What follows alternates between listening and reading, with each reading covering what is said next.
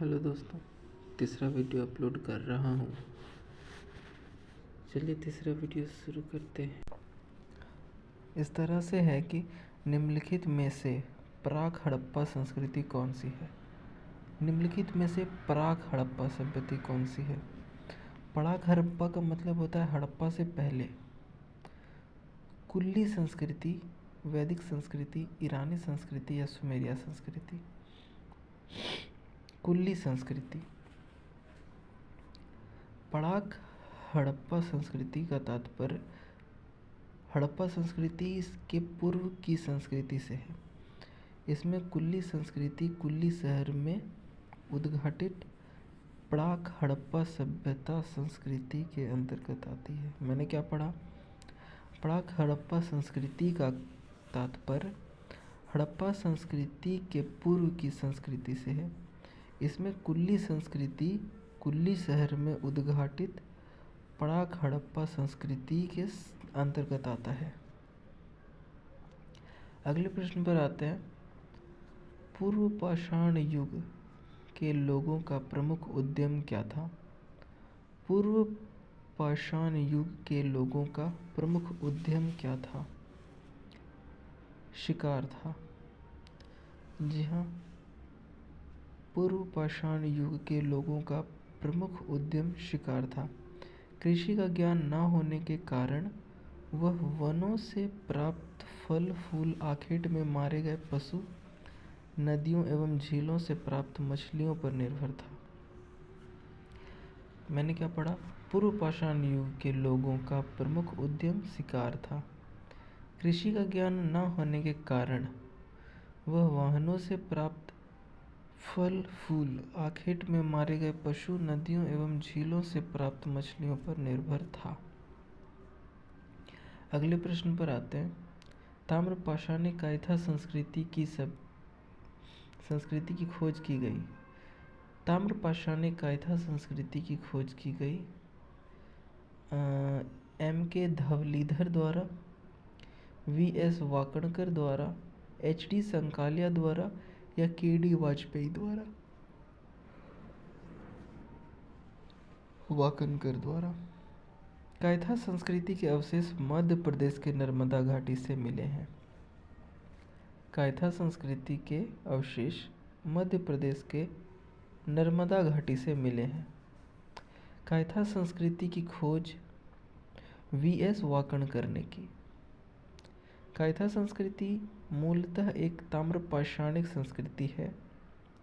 इसका विकास उज्जैन के निकट छोटी काली सिंध नदी के किनारे हुआ था।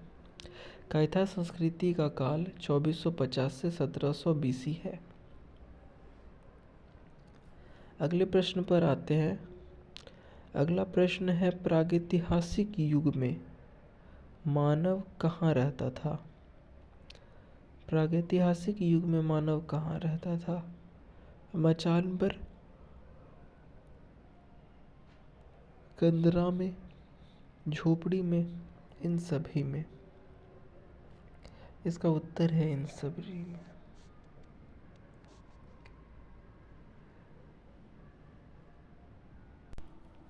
अगला क्वेश्चन है, महापाषाण संस्कृति संबंध है।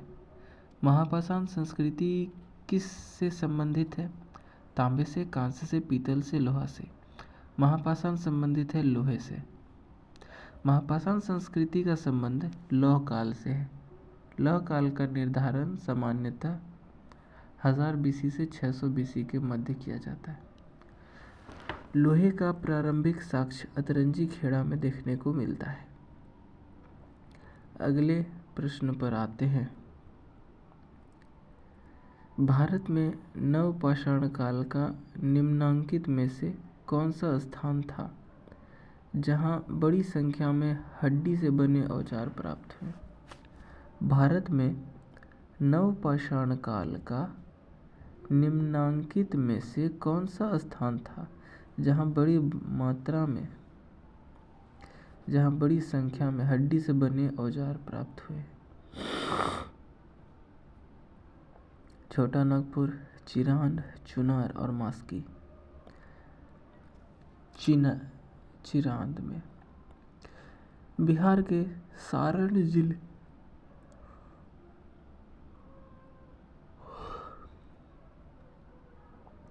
सारण जिले में चिरांद नामक नवपाषाण कालीन पुरास्थल से प्रचुर मात्रा में हड्डी के उपकरण पाए गए हैं, जो मुख्य रूप से हिरण के सींगों के हैं। 1962 से 63 में प्रो वीके सिन्हा ने इसका उत्खनन करवाया था। अन्य महत्वपूर्ण तथ्य: चिरांद के लोग अपने प्रमुख नवपाषाण के लिए बांस बल्ली की झोपड़ी बनाकर रहते थे। चिरांद के लोग अपने प्रमुख नवपाषाण के लिए बांस बल्ली की झोपड़ी बनाकर रखते थे। दूसरा, कर्नाटक में स्थित प्रमुख नवपाषाणकालीन स्थल मास्की, ब्रह्मगिरी, संगनकल्लू, हल्लूर, कोडेकल, टी नरसीपुर, पीकलिहल, तल्लकोट थे। आंध्र प्रदेश में स्थित प्रमुख नवपाषाणकालीन स्थल नागार्जुन कोंड, उतनूर, फलवाय एवं संगनपल्ली थे। आंध्र प्रदेश में स्थित प्रमुख नवपाषाणकालीन स्थल नागार्जुन कोंड, उतनूर,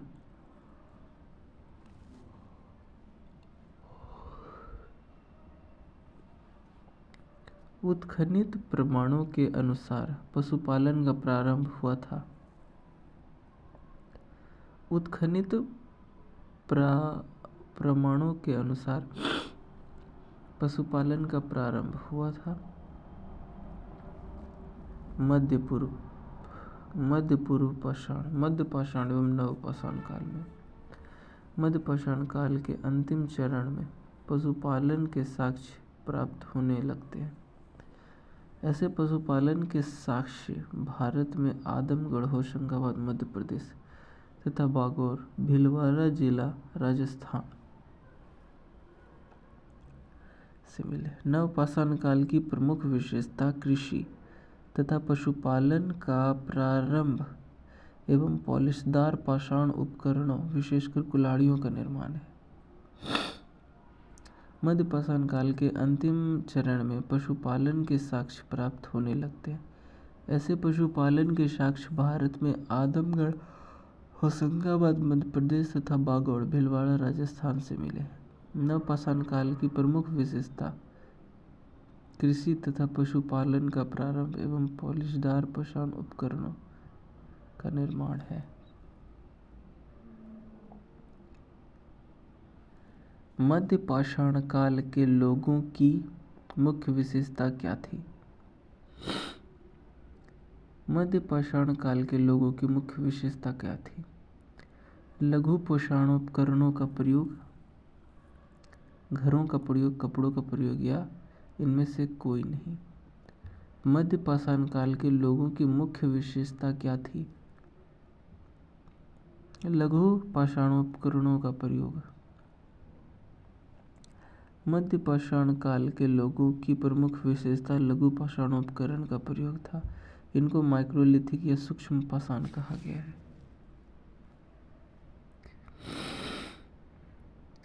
कायथा संस्कृति के अवशेष किस राज्य में पाए जाते हैं? मध्य प्रदेश में। कायथा संस्कृति के अवशेष मध्य प्रदेश की नर्मदा घाटी में मिलते हैं। कायथा संस्कृति की खोज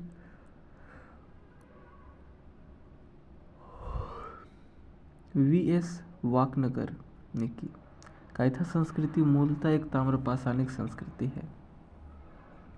इसका विकास उज्जैन के निकट छोटी काली सिंध नदी के किनारे हुआ था। कायथा संस्कृति का काल 2450 से 1700 ईस्वी पूर्व निर्धारण किया गया है। महाराष्ट्र के अनेक स्थलों से ताम्रपाषाण युगीन जीवन यापन के साक्ष्य प्राप्त हुए। यहाँ के महत्वपूर्ण स्थल हैं अहमदनगर जिले में जोरवे, नेवासा और देमाबाद तथा पुणे जिले में चंद्रौली, सुनगांव, इनामगांव,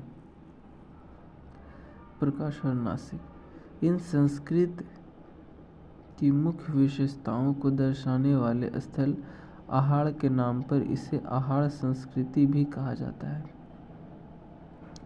इस संस्कृति की मुख्य विशेषताओं को दर्शाने वाले स्थल आहार के नाम पर इसे आहार संस्कृति भी कहा जाता है। दक्षिण पूर्व राजस्थान की ताम्रपाषाणिक संस्कृति को बनारस नदी के नाम पर बनास सांस्कृतिक संज्ञा दी गई।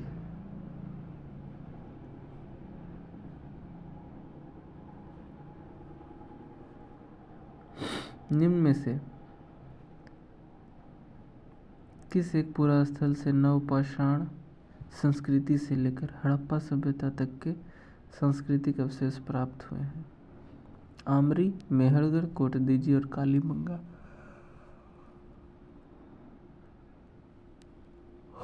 मेहरगढ़ बोला गया है आंसर। निम्न में से किस एक पुरास्थल से नवपाषाण संस्कृति से लेकर हड़प्पा सभ्यता तक के सांस्कृतिक अवशेष प्राप्त हुए? मेहरगढ़। बलूचिस्तान में स्थित पुरास्थल मेहरगढ़ से नवपाषाण संस्कृति से लेकर हड़प्पा सभ्यता तक के सांस्कृतिक अवशेष प्राप्त हुए हैं। बलूचिस्तान में स्थित पुरास्थल मेहरगढ़ से नवपाषाण संस्कृति से लेकर हड़प्पा सभ्यता तक के सांस्कृतिक अवशेष प्राप्त हुए हैं। मेरा 10 क्वेश्चन से हुआ है। ठीक है दोस्तों, अगर वीडियो पसंद आया तो लाइक करें, सब्सक्राइब करें और शेयर करें। Bye bye.